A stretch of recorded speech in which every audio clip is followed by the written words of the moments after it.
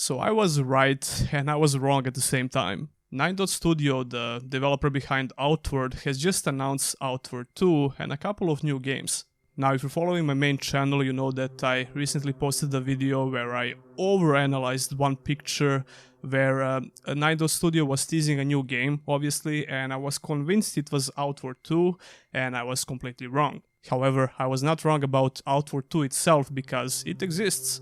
Nine Dot Studio just announced Outward 2 and we got a brand new trailer, which is like almost 2 minutes long, but more importantly we got a live stream from the CEO of the company where he goes over some major changes and major features of the sequel that we can expect, and people on the live stream also asked some very good questions which he answered, which also provided us with some very valuable information about Outward sequel, and I'm going to try and give you a quick preview of all the major features that we could hear from that live stream and from the trailer, of course, so that we know exactly what we can expect from Outward 2. Wow, it's like 2019 all over again, because I used to do this a lot before Outward 1 released, and there is a big chance that you found my channel back in the day because of Outward, so we're going to do this again. I'm going to try and sum up all the things everything we know so far about the game from the stream and from the trailer. First of all, let's talk a little bit about the trailer itself. All of the footage from this trailer is from pre-alpha version of the game, so I don't think the game will look exactly like this on the full release, obviously, but that being said, we can also see that the art style is very similar, although the main difference I saw in the art style itself is that the environments seem a lot denser compared to Outward 1, even though they managed to keep that same vibe, I guess, and the same look of the game, especially when it comes to character models, which is going to be our next topic here in the video. But when it comes to the environments, I think the environments look very good even in the pre-alpha trailer.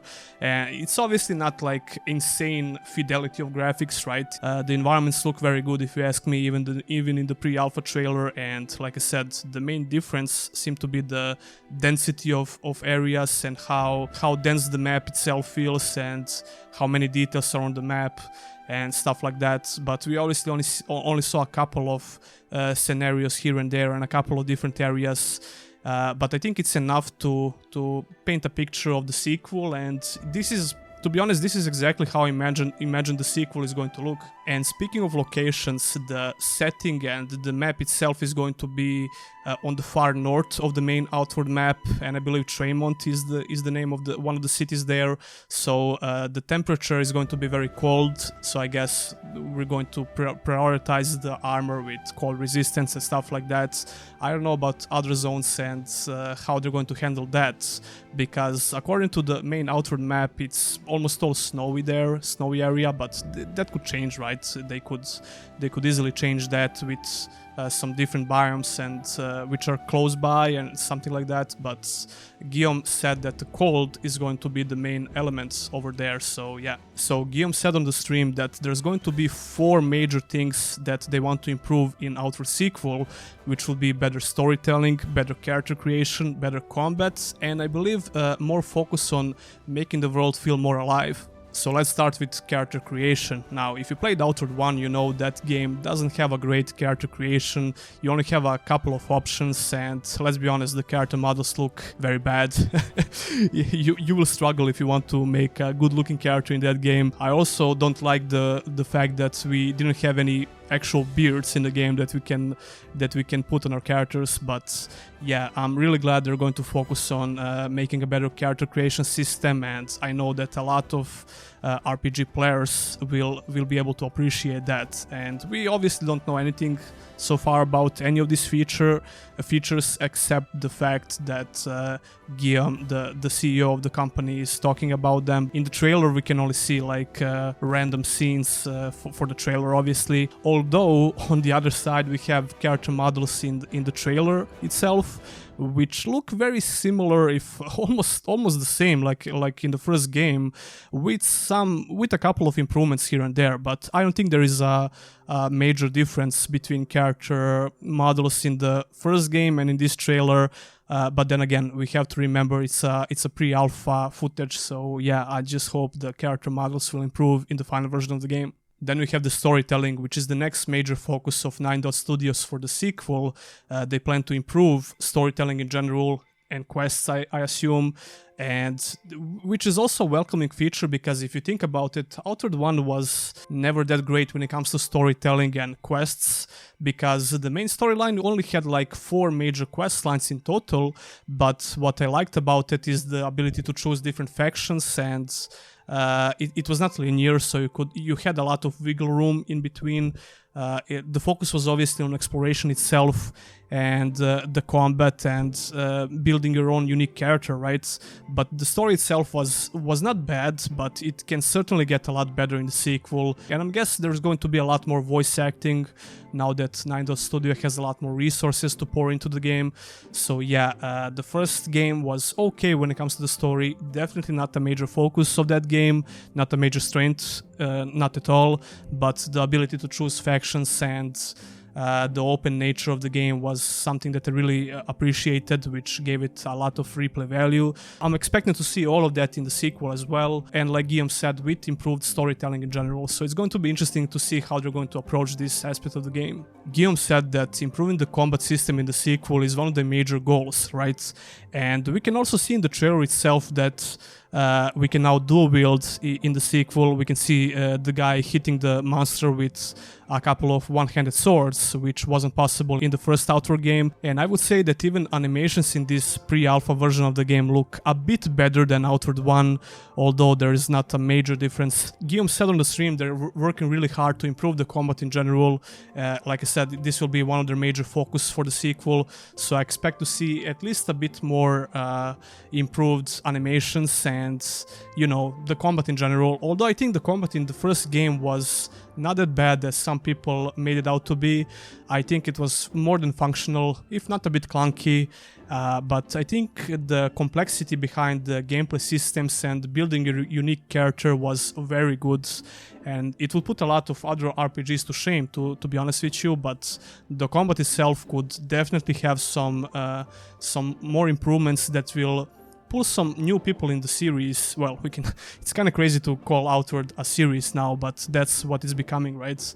And I think a lot more people would give the game a chance if the combat looked a bit better from the presentation side of things, from the animation side of things. And like I said, I think the trailer itself had some a bit more smoother animations, like for example, I'm watching it right now where the character is bandaging himself from the injury, and we also had that in the first game, but now it looks a bit better, and the combat moves themselves look a bit smoother, I guess. But like I said, it's pre-alpha version of the trailer, so I'm hoping to see even better animations in the final version of the game. Guillaume said they're focusing a lot on improving the feedback in the combat, which a lot of people complained about the first game, that it lacks impact in combat, and I would agree to some extent, but I would not say that the first game has zero impact in combat. It could definitely be a lot better, especially in the sound effects department, because I think the game could have a lot better sound effects, which would make the feel of the combat a lot. It would make those sword swings a lot beefier, and just in general, you need much better sound effects to make the combat feel more impactful, so that will be interesting to see. Now, I don't believe that I heard him say anything about the gameplay systems, like talent trees and stuff like that, except the fact that Outward 2 will also have the same philosophy for building your character with 3 unique breakthrough points. Although don't quote me on that, but I'm pretty sure that Guillaume said something similar on the stream. Then we have one very important detail about the gameplay itself, which will highly impact the combat system, which is the focus on improving or rather increasing the size of the quick slot bar.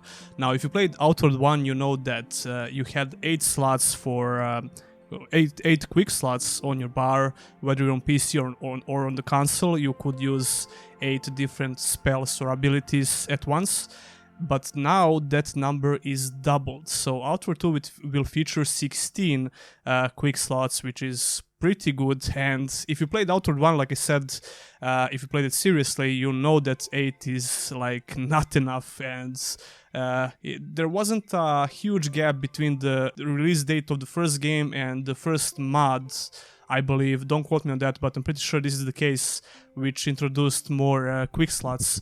So yeah, I'm really glad they're going to include more quick slots, because if Outward 2 is going to have the same, at least the same amount of spells and abilities like the first game, we're definitely going to need more quick slots. And speaking of that, let's talk a little bit about the scope of the sequel, which is something that Guillaume also mentioned on the stream. To put it simply, the scope of Outward 2 will be at least the same like the first game, which is great if you ask me, because the first game had more than enough content and replay value.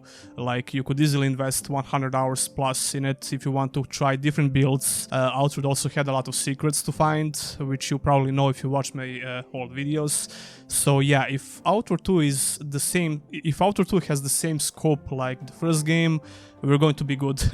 The last major topic from those 4 big improvements they're planning for the sequel would be related to the open world and how they plan to make the open world feel more alive.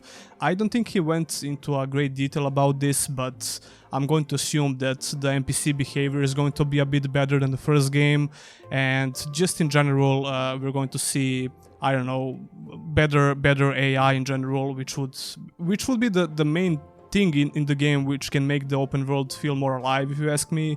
Like I said before, the open world looks much more dense now, and yeah, that's what I'm expecting to see, a better AI system for NPCs in the towns and stuff like that. Although, don't quote me on that, I don't think he went into that discussion very deeply, but I'm really glad they're trying to make the world feel more alive, because that was one of my main problems with the first game. I really wanted to see a better NPC system, maybe AI schedule, like a daily schedule. And speaking of which, Guillaume also mentioned the improvements on the that's kind of related to that, which would be you know how in Outward 1 you had different seasons.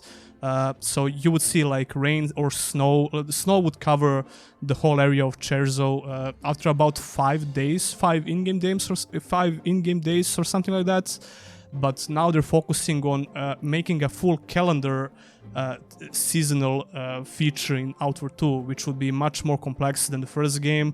And I believe he mentioned that season will change monthly. He mentioned that the far north will be mainly snowy areas, right? So will there be only snow, or some more areas will have different climates, like we could see in the trailer, which they look like autumn regions basically, so maybe they can also get snowy or something like that. So it will be interesting to see how they're going to pull this off. When it comes to the co-op play, Outward 2 will be almost exactly the same like the first game, as far as I could tell from the stream that Guillaume did, because he said that they are not planning to add more options for more players in the co-op. It will still be 2-player co-op.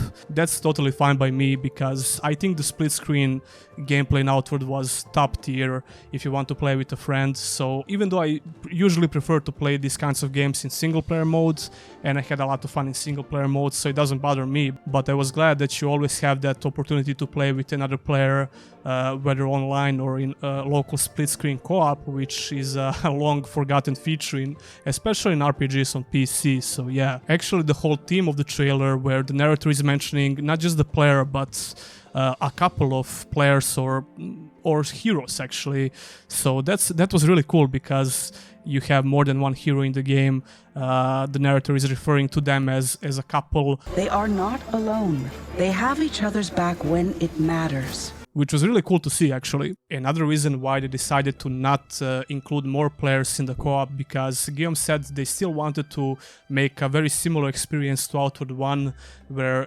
there is a big emphasis on the exploration and feeling afraid, basically, and you can't achieve that with a bunch of players, with a bunch of friends in co-op, because it's actually very hard to pull off, as he said on the stream. And I kind of agree with that statement as well, because having that feeling of desperation and being afraid when you explore this open world was a very big part of Outward. And obviously the navigation, the lack of player on the map, and you have to use these landscapes and zones on the map to orient yourself. It was a very cool, unique, and a bold move, to be honest. It's certainly a unique experience that's not for everyone, so it's kind of cool to see that not a lot of studios are willing to do that nowadays. And to add to this discussion when it comes to exploration, a lot of people asked for mounts in the first game, and Guillaume is strongly against that for the same exact reason. Like, it would prevent the player from feeling afraid, and it would certainly diminish the exploration feeling in Outward. And we could make the same argument for a lot of other open world RPGs, where you could easily miss a lot of exploration and a lot of cool things to see in the open world if you just sprint through with a mount or with a horse or whatever. And I'm going to guess that Outward 2 will come out at least 3 years from now, at least, if you ask me, because I don't see them releasing like 3 games in a row. Just like even that is highly unlikely that they're going to release a new game every year from now.